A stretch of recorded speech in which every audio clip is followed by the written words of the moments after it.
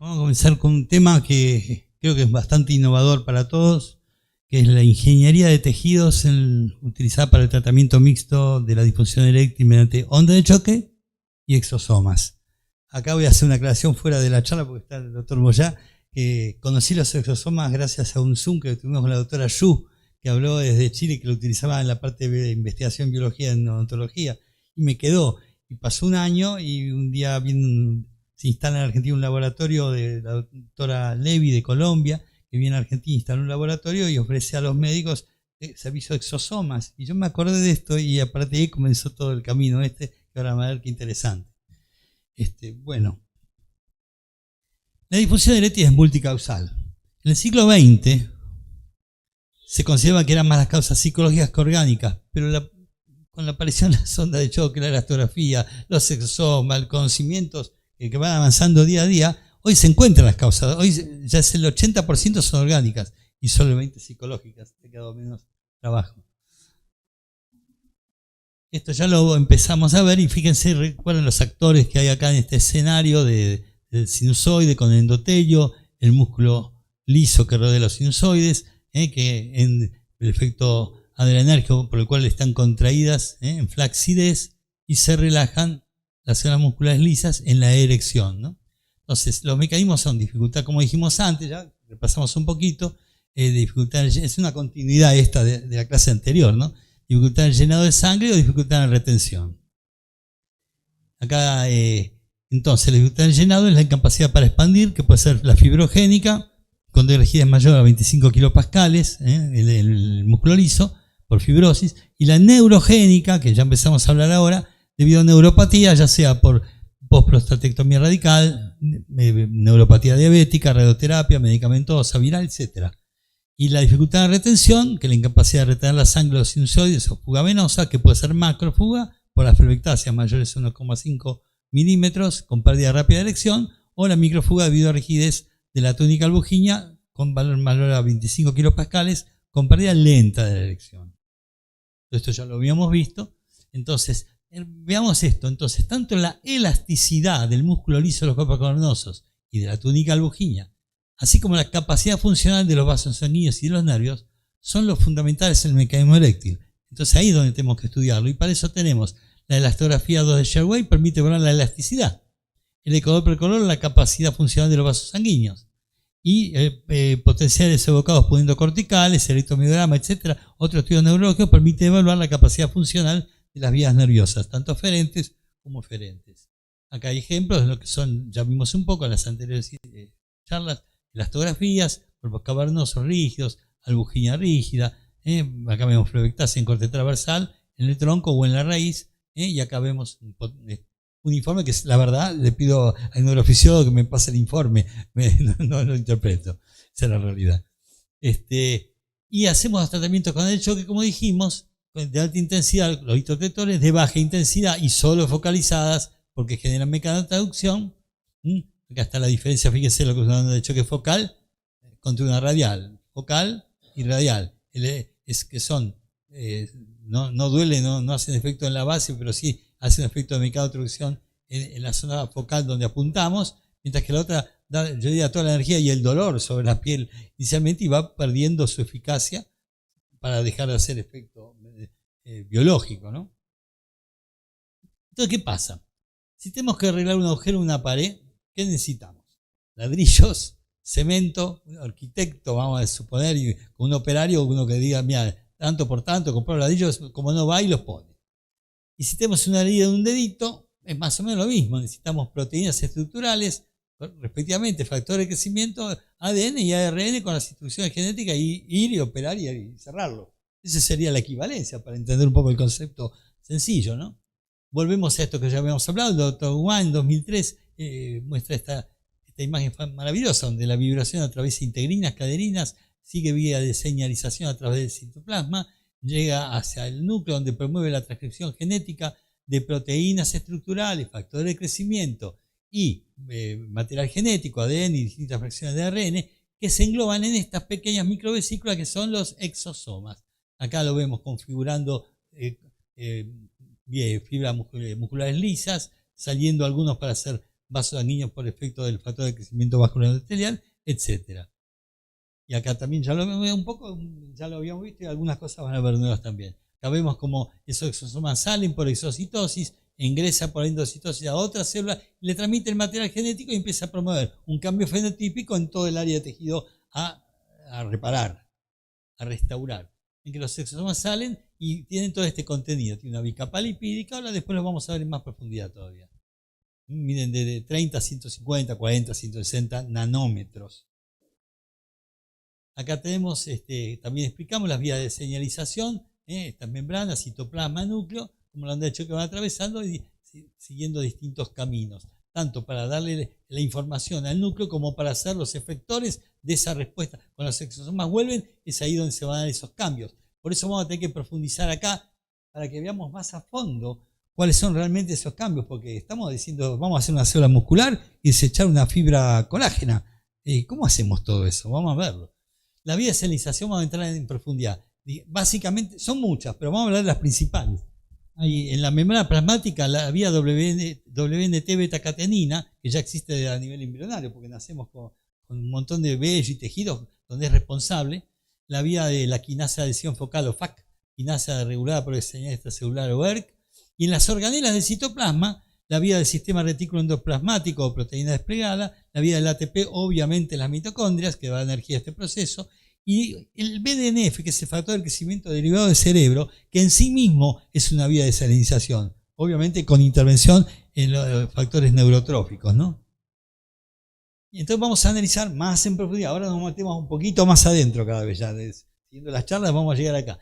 La vía de salinización, hablemos de la WNT, tiene tres formas, una canónica, no canónica y no polarizada. Esta es la más importante porque permite la acumulación de beta-catenina, que es necesaria para dimerizarse, entrar al núcleo y promover la regulación de la transcripción nuclear, que es fundamental, lo que estamos hablando. En la transcripción para obtener el material necesario, que lo seleccione el ADN, las histonas seleccionan el material exacto para producir la reparación del tejido que hay que reparar. La proliferación del músculo liso, que es también la diferenciación de células musculares, la activación de factores de transcripción. Estos factores de transcripción, básicamente actividad del músculo liso, son los que se utilizan para el pasaje de fibroblasto a miofibroblasto, que es fundamental cuando hay una herida, que son los responsables del cierre de las heridas, la expulsión de pus, los movimientos peristálticos, porque es el miofibroblasto, que es una célula intermedia entre fibroblasto y célula muscular lisa, tiene fibronexus, que le permite migrar y reptar, y le da más elasticidad al tejido y genera todos esos movimientos. Y eso requiere esta activación. Y para la diferenciación también de células madre neuronales. La vía no canónica interviene muy poco, pero muy importante, que es la regula de concentración del calcio intracelular, que como ya vimos, el calcio intracelular es imprescindible para mantener la flacidez, porque cuando sale se relaja la fibra muscular y se entra en erección, porque permite el ingreso pasivo de la sangre en esos sinusoides cavernosos. Y la vía WNT o no polarizada, también fundamental, porque regula la forma celular. Todo este proceso de formación de células hay que ver que no sea carcinogenético, que forme células perfectas. Entonces son mecanismos muy cuidadosos, que la biología es maravillosa como lo va haciendo. Entonces, vamos a ver cuáles son todos esos elementos. Todos son importantes en lo que hace a la diferenciación celular, no la indiferenciación. Vamos a buscar la diferenciación precisa para que no tenga ningún riesgo en todo esto. De hecho, creo que desde el año 1985 o algo así, nunca se vio un cáncer por acción de la sonda de choque, ¿no? Doctor Molar, ¿está de acuerdo? Jamás. Son miles y miles y miles, cientos de miles de pacientes tratados en todo el mundo. No produce ningún efecto oncogénico. La vía FAC es más de comunicación, facilita la adhesión a la matriz extracelular, facilita la conducción de las señales hacia el citoplasma, activa la organización del citoesqueleto también, como decíamos, la organización de una buena célula bien configurada, regula el crecimiento, la migración, la diferenciación celular y la apoptosis, también esa muerte celular programada imprescindible para garantizar esa benignidad, ese desarrollo celular. Promueve la redistribución de la actividad músculo liso, como dijimos, en las adherencias celulares focales y los miofibroblastos, y permite la restauración de la integridad endotelial y del músculo liso en los cuerpos cavernosos penianos, que es fundamental fundamentalmente ahí en la difusión eréctil. La vía ERK promueve la apertura del canal de membrana parénquima. Esto es para liberar ATP. ¿Para qué? Para que no solamente este proceso requiere energía adentro de la célula, y cuando se va afuera de la célula, tiene que salir el ATP para dar energía a los procesos afuera, en la matriz celular. Por ejemplo, cuando sale una fibra colágena, la fibra colágena, porque uno dice, bueno, fabrico células musculares. ¿Y a dónde va el colágeno entonces que había antes? Se degrada por dos vías. Una vamos a ver un poquito más adelante, ya voy adelantando, que es por los lisosomas que actúan dentro del citoplasma gracias a los lisosomas, y otras por las metaloproteinasas que actúan a nivel de la matriz, donde termina de degradar el colágeno y va a sangre y desaparece. Entonces puede ser reemplazado, ¿no? No es que, pues si no, estamos superponiendo una célula muscular con una fibra colágena. No, la otra es desechada, desplazada por esos dos mecanismos. Entonces, como decía, y requiere energía, y esta es la liberación de ATP, da energía para los procesos extracelulares. Regula la proliferación celular y cicatrización de heridas, y promueve la expresión también del factor de crecimiento vascular endotelial y la sintasa de óxido nítrico endotelial, que está precursor de óxido nítrico, que da comienzo a todo el mecanismo de óxido nítrico, GMP cíclico y a toda la erección, y estimulando la regeneración del endotelio y la angiogénesis en los cuerpos cavernosos. Casi nada, ya ven qué importante es a los efectos de la reparación de un tejido con una disfunción eréctil del tipo que sea, vamos a decir, ¿no? Y después nos quedan las que son dentro del citoplasma, en las organelas citoplasmáticas. Estas son sistemas reticuloendoplasmáticos, la del ATP en mitocondrias y ese factor de crecimiento derivado del cerebro. La endoplasma regula la miogénesis en el pene, mejorando la erección, y activa otras vías secundarias, porque dijimos que son muchas, que son las principales. La ERPERC, ATF4 y BNF, promoviendo acciones neurotróficas. Vamos viendo también algunos elementos que nos van a explicar por qué también podemos resolver la difusión neurogénica, que hasta ahora ha sido todo un incógnita de cómo tratar una difusión, por ejemplo, post-prostatectomía radical. Y acá el ATP promueve la liberación del ATP mitocondrial y la activación de receptores en la membrana plasmática, el P2X7, y eso facilita aumentar las concentraciones intracelulares del calcio iónico. Y el BNF, de acción neurotrófica, promueve el crecimiento, la diferenciación y supervivencia neuronal, actúa en la diferenciación, supervivencia, formación de sinapsis, plasticidad y señales de muerte celular, y mejora la expresión del factor de crecimiento vascular endotelial en las células musculares lisas, para que haya una buena irrigación en todo ese tejido. Acá voy a hacer un breve comentario de la difusión neurogénica, porque después la doctora Antonella Garricagoitia, ¿no sé, no? ¿La veo por acá? Bueno, sí que se va, porque la clase que sigue nos va a hablar de neurogénica, pero voy a dar una pequeña pantallazo. La lesión del nervio cavernoso provoca regulación a la baja en la señalización nerviosa de los cuerpos cavernosos. Eso reduce el nivel de óxido nítrico en el músculo liso. Ahí estamos. La reducción del óxido nítrico en el músculo liso aumenta la apoptosis en el músculo liso y el endotelio de vasos sanguíneos y las citoquinas profibróticas, promoviendo la colagenización o fibrosis del músculo liso.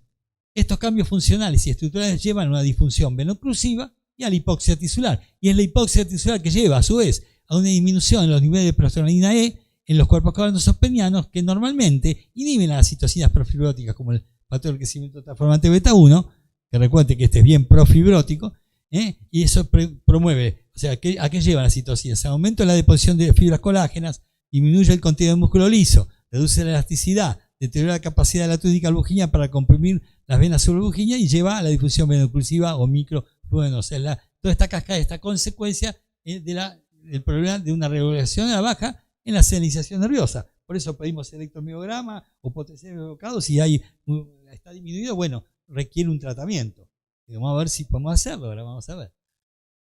Las ondas de choque, esto ya lo explicamos, mediante la mecanización y siguiendo la vía de señalización, dan estas respuestas biológicas con cambios fenotípicos a partir de transcripción genética, producción y liberación de exosomas.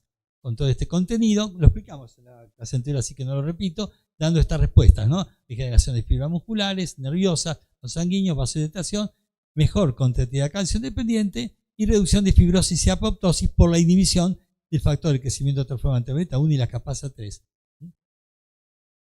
La correlación clínica también la explicamos, los cambios de reemplazo en los cuerpos cavernosos y la túnica albuginea en tejido fibroso o con mayor proporción de colágeno tipo 1 por nuevas fibras musculares, colágeno tipo 3 y elastina, se va a expresar con la mejora histográficamente con reducción de la rigidez y en la mejora clínica, la complianza, la condición elástica de la albuginea, la retracción peniana, o sea que el tabique albugineo era el que estaba rígido, está bien, un tabique albugineo, baja la rigidez y recupera la longitud original, o casi.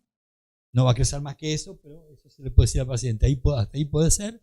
Y la curvatura de la enfermedad de Peyronie, hasta cierto punto también, como bien dijo el doctor Caradonti, en algunos casos son evidentemente quirúrgicos, pero hasta cierto punto podemos intentarlo, siempre que podemos, lo no quirúrgico lo vamos a tratar de intentar, donde si hay placas, no se elimina, sino que se reduce la rigidez del tejido periplaca. Ya hemos visto una placa donde estaban las placas, pero seguían, persistían, pero se reduce la rigidez alrededor, que es la verdadera causa de la curvatura, esa tensión que está curvando el pene.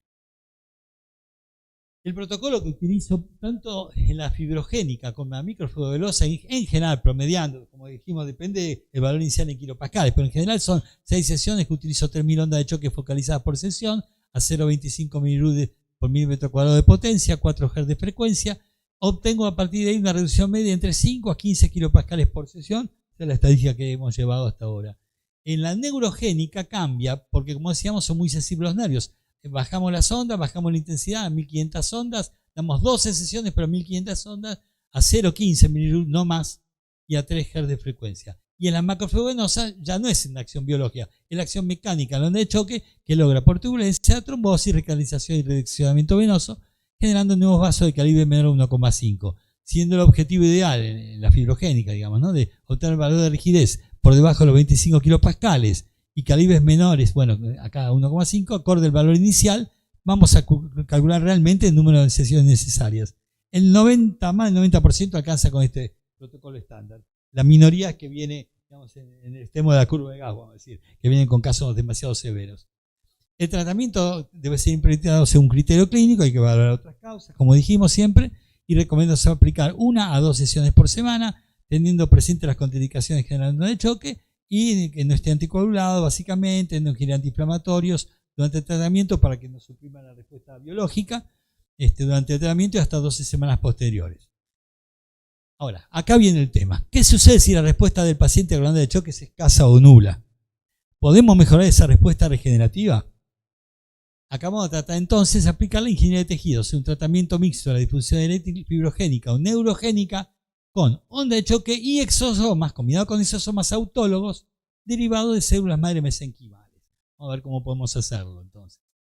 Entonces, el resultado de los tratamientos con onda de choque va a depender de la capacidad de la célula de cada individuo para producir una respuesta regenerativa adecuada. O sea, ¿se acuerdan de ese esquema del Dr. Wang que liberaba esos exosomas para llevando todo ese material genético, proteínas estructurales y factores de crecimiento? Dicha respuesta consistirá en producir en el área a tratar exosomas en cantidad suficiente como para promover la restauración ad integrum de los tejidos dañados o disfuncionales. Ese es el efecto que esperamos con la sonda de choque. Pero en los casos en que dicha respuesta sea insuficiente, mediante una técnica de ingeniería de tejidos no invasiva es posible proveer esos exosomas autólogos a los pacientes a los efectos de intentar alcanzar los resultados deseados. La respuesta es pobre cuando el paciente no tiene buena producción de exosomas, puede ser. Y si es pobre, de hecho, no tenemos muchos casos hasta ahora, esto ha sido reciente, hace un año y apenas pudimos hacer, no llegamos a 10 pacientes todavía, por eso no van a haber imágenes que no harían más que demostrar lo mismo, como se reduce la rigidez y todo, nada más que más rápido y a más cantidades, como 30, 40 kilopascales por sesión hemos podido bajar en pacientes con postprostatectomía radical, en pacientes con un mielomeningocele, un paciente con el electromiograma totalmente afectado, pacientes que no respondían, simplemente después de 6 sesiones no bajado a 85 kilopascales, seguía 85, 85, 85, probamos 85, 65, 45, 25 y salió y probó y funcionó después de 10 años sin simulación y anduvo bárbaro. Entonces, si no puede producir exosomas, ¿podemos proveérselos? Veamos cómo. Acá tiene una imagen muy linda, un exosoma, un corte, ¿ven? Tiene pared bilipédica y contenido adentro. Los exosomas son estructuras esféricas con bicapa lipídica que miden de 30 a 150 nanómetros y se originan a partir de microvesículas. Vamos a ver un poco más. Los exosomas son secretados por casi todas las células del organismo. Pueden contener proteínas de señalización, lípidos, fracciones de ADN, diferentes tipos de ARN, mensajero mitocondrial, ribosomal, funcional, de referencia, interferencia, no codificante, nuclear, etc. Y acá viene lo importante. ¿Su función cuál es? Es el reciclaje de proteínas que van a ser desechadas, como decíamos con la fibrosis, el colágeno, y la comunicación entre células de diferentes órganos a efecto de coordinar la respuesta fisiológica del organismo. Incluso se está utilizando como delivery drugs, se le incorporan medicamentos que van a tratar, por ejemplo, metástasis con un cisplatino específico, por ejemplo. Porque de hecho puede atravesar la barrera hematoencefálica, tiene mucha facilidad por su pequeñísimo tamaño. Y son derivados, los exosomas derivados de las células madre mesenquimales mostraron una mejora en la función eréctil ya en estudios preclínicos. El doctor Zhang en mayo del 23 presentó un trabajo donde recopiló 146 trabajos al respecto y demostró fehacientemente el efecto que está teniendo en la función eréctil. Esto por eso es muy reciente. Después de ver ese trabajo, me acordé de la doctora Yu y justo me llega de casualidad a un laboratorio y dije, vamos a comenzar a ver qué pasa con esto en tanto sea inocuo. Lo primero, ¿no? Vamos a cuidarnos todos de primo no noche, de no hacer daño, ¿no? Y acá tenemos un esquema más profundo del exosoma, proteína de choque térmico, algunas de citoesqueleto, membrana. Este es un regulador de la función del exosoma en sí mismo, factor de crecimiento, ácido nucleico, etc. Y este es el mecanismo de generación del exosoma. Primero comienza la endocitosis en la membrana celular, luego avanza y ahí se denomina endosoma temprano. Luego el retículo endoplasmático del corpúsculo de Golgi completan su pared y se divide y se conforman los llamados endosomas tardíos o cuerpos multivesiculares, en los cuales siguen dos caminos. Algunos a la degradación lisosomal, por ejemplo, de esas fibras colágenas que nos servían, y otros salen por exocitosis para transmitir el mensaje a otra célula o generar efecto en la matriz celular o cambiar el aspecto fenotípico de la célula al lado, hasta restaurar todo el tejido. Todo esto son trabajos internacionales, acá yo no hice nada más que estudiarlo y presentarles esto, ¿no? Los exosomas derivados de célula madre se pueden obtener de distintos orígenes: el tejido graso, la médula ósea, la orina. Nosotros utilizamos, como muchos en el mundo están trabajando actualmente, el tejido graso porque es el más fácil de acceso y muy buen resultado. En los trabajos científicos realizados hasta el presente igual no existió diferencia en los efectos terapéuticos entre los subgrupos de exosomas, ya sea obtenidos de la grasa, la médula ósea o la orina, o el tipo de difusión eréctil, fibrogénica o neurogénica. No puse la vasculogénica porque era por onda mecánica, ¿se acuerdan? No quiero un cambio biológico ahí. Continuamos. Y esto creo que es lo más interesante, que son la acción de los exosomas, que ya está demostrada, que es la siguiente. Primero, mejoras en la función eréctil. Eso se hizo midiendo la relación ICP-MAP, que es la relación entre la presión intercavernosa y la presión arterial media como punto de referencia, y ahí se puede saber si es buena o no esa tumescencia. Y por otra parte, las mejoras microestructurales demostradas son mejora en la relación músculo-liso-colágeno, que recuerdan que a partir de los 60 años invertía y bajaba, ¿no?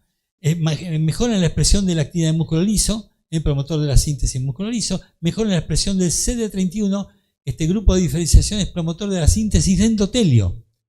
Mejora en la expresión de la sintaxis de óxido nítrico endotelial, que es promotora de la síntesis de óxido nítrico, aumento del GMP cíclico y de relación ICP-MAP que vimos antes.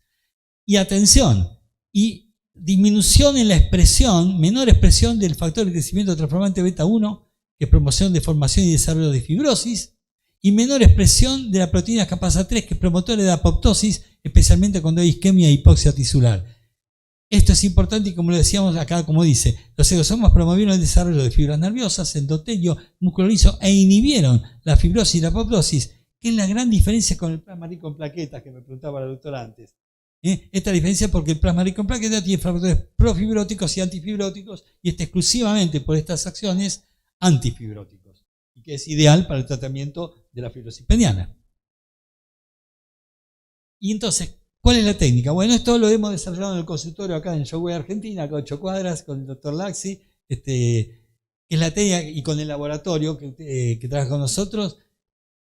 Antes que eso vamos a hablar de hidrogeles, perdón, me adelanté. Vamos a hablar de hidrogeles. ¿Por qué hablamos de hidrogeles? Porque los exosomas no es sacar, llaman a ver, obtenemos el material, lo inyectamos. No podemos inyectar en primer lugar y tampoco se pueden poner de forma directa porque se pierden muy rápidamente. Entonces se han buscado vehículos o andamios donde pueda tener persistencia y mantenerse el tejido para generar un buen efecto. Entonces se utilizan hidrogeles, que son polímeros hidrofílicos de origen natural o artificial, biocompatibles, biodegradables, porque una vez que se introdujo después se degrada, persistencia 1 semana pueden estar trabajando ahí sin que se vayan. Pues si no desaparecen rápidamente. Y termosensibles al revés que una gelatina de las que comemos. Esta gelifica a temperatura corporal, es líquido y después gelifica. Esto es ideal para la aplicación, ya vamos a ver ahora por qué.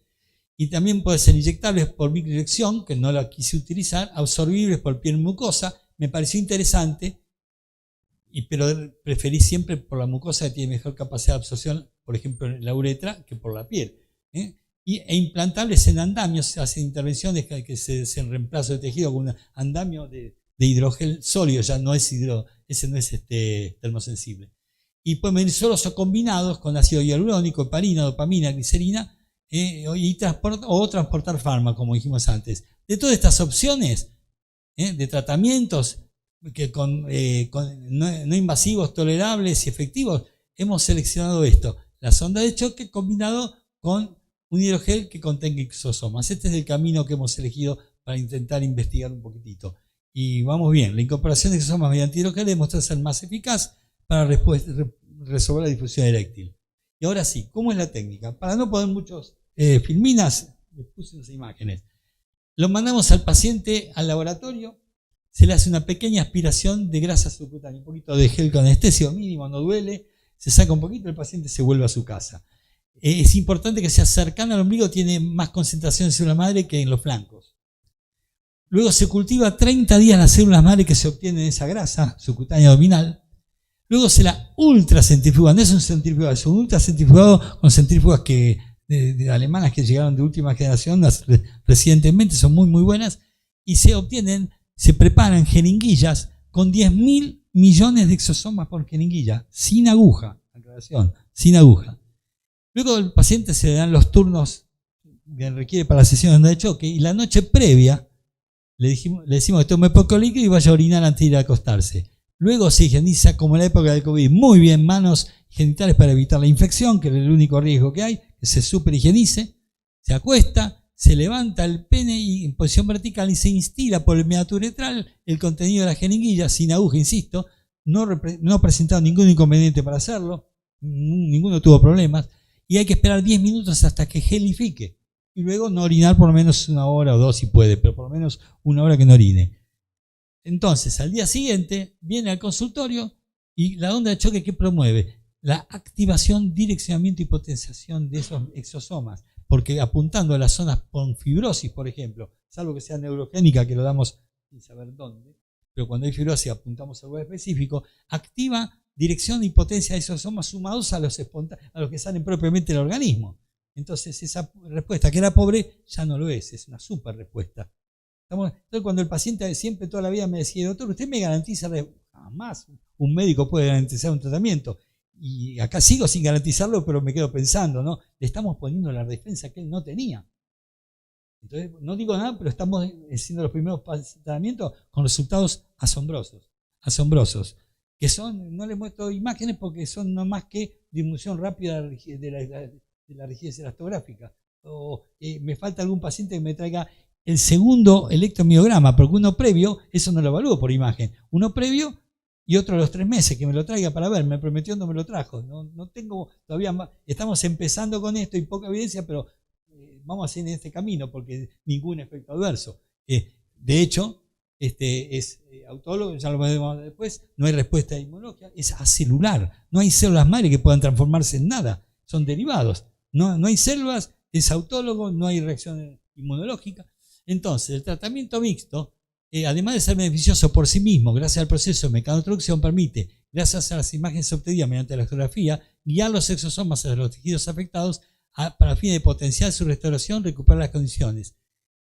Aclaro que ese potenciamiento puede ser químico o físico. Hay trabajos que he leído sobre mecanismos químicos para potenciarlo, pero nosotros usamos físico, que es la onda de choque con la que contamos, no invasiva, espectacular sale.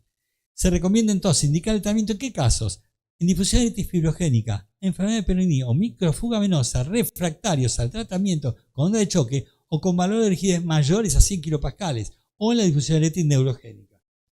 El tratamiento mixto no va a corresponder cuando, en caso de macrofuga venosa, porque es un mecanismo mecánico y ahí no interviene. Y el control de la neurogénica lo hacemos a los 3 meses comparando potenciales evocados, poniendo corticales y electromiograma previos y el posterior. Ahí ya no interviene la imagen. también una forma súper objetiva de valorar el resultado.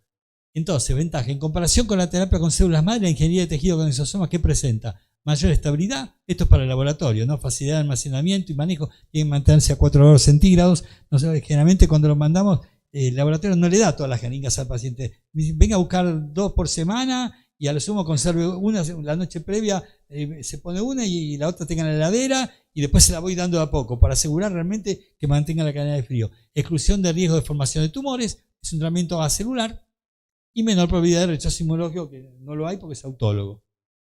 Bueno, hasta aquí. Gracias. ¿Preguntas?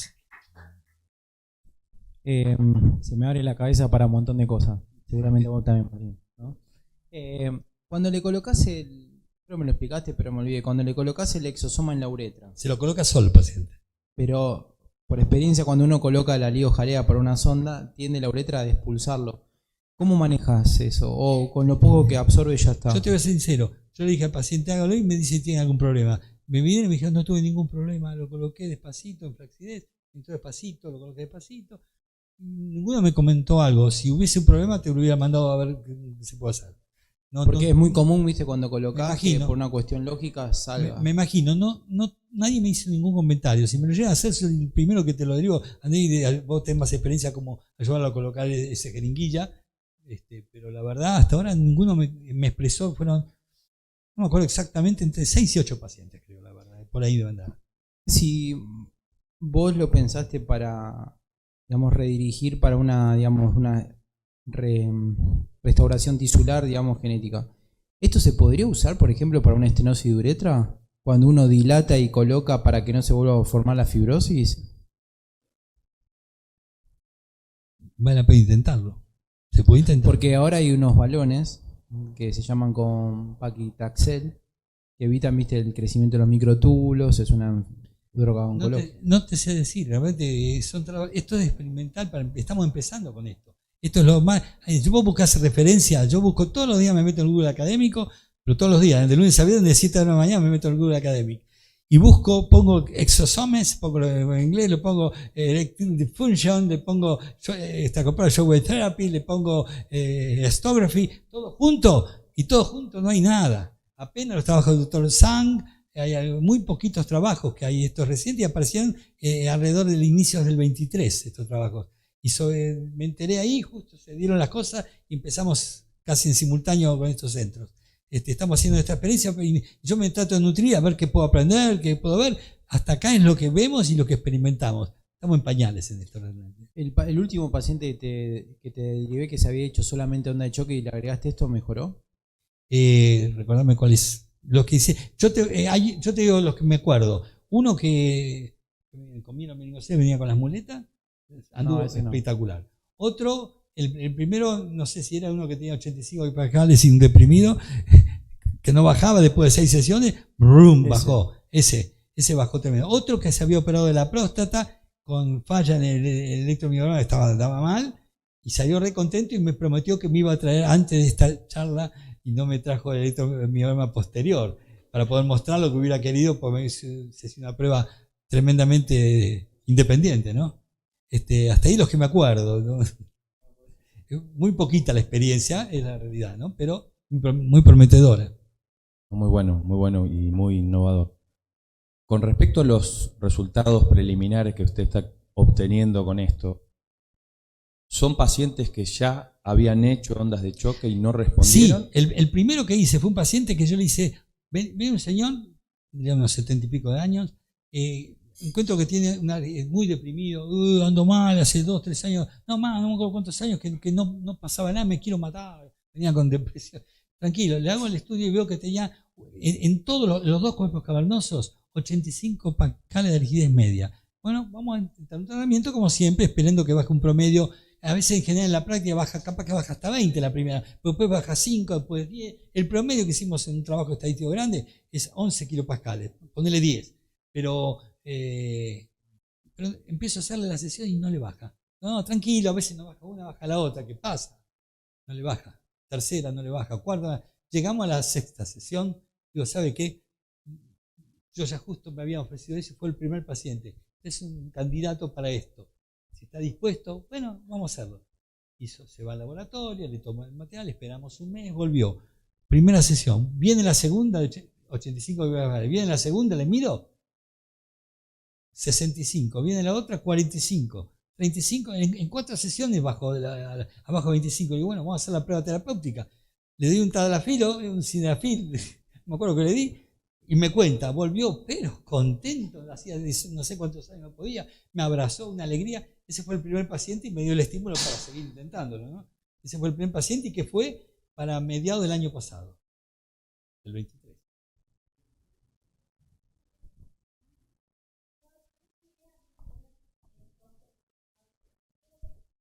En la sonda de choque internacionalmente son 20 centavos de dólar la onda. Después depende de lo que requiere el paciente. Y por 2 cuando hay que poner exosomas. Así que hagan cuenta después. No, porque realmente no varía en cada paciente. Varía en cada paciente. Pero es 20 centavos la onda y multiplicarlo por 2 porque el doble es el costo del laboratorio que nos cobra para la producción de todo ese trabajo. ¿Y esas 3.000 ondas es por sesión? 3.000 ondas por sesión. Aplica. O sea, 3.000 por sesión. Son 18.000 ondas, un tratamiento de 6 sesiones. Claro.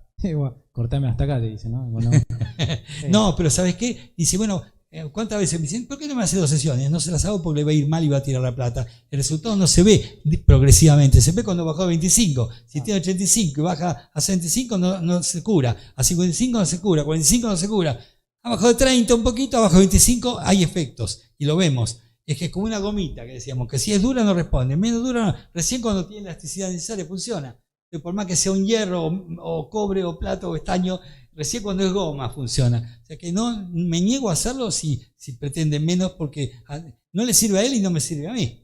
No quiero desprestigiarme ni sacar el dinero, ni que pierda tiempo, ni desprestigiar el método. Múltiples causas. ¿Y el seguimiento más largo que tiene de algún paciente para ver si volvió la fibrosis? ¿Con exosoma? No, sí, con lo otro sí. En general. Sí, el otro lo había presentado en la otra charla. Hicimos más de un año y el de 45 pacientes que hicimos que estaban en la estadística, sí, el 85% resolvió el problema en 6 sesiones. Un 15% en 2 sesiones extras requirieron y se le hizo el control a los 3 meses y al año. Y al año solamente 2 pacientes con diabetes tipo 2 que no se cuidaban y tenían pico de glucemia que generaron nuevos hematomas y fibrosis cavernosa. El resto mantuvo el resultado. No venían venga sin cargo, le digo, venga a verlo, me interesa. Todo bien, se volvió a casa, mucho gusto y seguía contento. Bueno, seguimos con la doctora. Les presentamos acá a la doctora Tenela Garricogoitía. Me aprendí bien tu apellido. Nos va a hablar de la difusión eréctil neurogénica. Una pregunta más quedó, perdón. Sí. Yo tengo una pregunta. ¿La dosis de las jeringas y las ondas de choque es igual para todos los pacientes o dependiendo el grado de patología? No, por ahora estamos haciendo las 3.000 ondas por sesión, que es el estándar, y 10.000 millones de exosomas por jeringuilla, que es el estándar. Y iremos viendo el futuro. Hoy por hoy es la única dosis. Manejamos con eso y podemos comparar pacientes también, ¿no? Claro. Sí, por ahora es eso. Ok, gracias.